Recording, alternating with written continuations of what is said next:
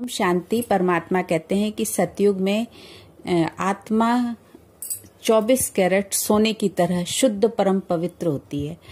फिर त्रेता में कला कम हो जाती है, माने आत्मा की जो शक्ति होती है वो 2 कला कम हो जाती है, जैसे कि सोने में थोड़ी और ही मिलावट हो गई। ये सोने का उदाहरण देके आत्मा की क्वालिटी की बात परमात्मा समझाते हैं कि आत्मा की शक्ति कैसे कैसे कम होती जाती है, और द्वापर में आके और ही आत्मा की कला कम हो जाती है, माने आत्मा की जो पावर है वो और ही कम हो जाती है।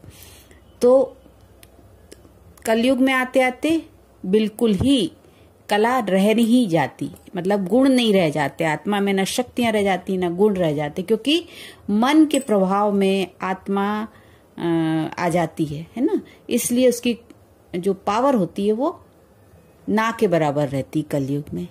तो देखा है ना कि उदाहरण जैसे दे रहे हैं परमात्मा, किसका दे रहे हैं? सोने का उदाहरण देख रहे हैं। तो आप देखो, सोना भी तो 24 कैरेट सोना जो होता है वो सबसे शुद्ध होता है ना, लेकिन उसमें फिर मिलावट होता है। एक समय था जब 24 कैरेट सोना चलता था, उसके जेवर चलते थे, उसका महत्व होता था।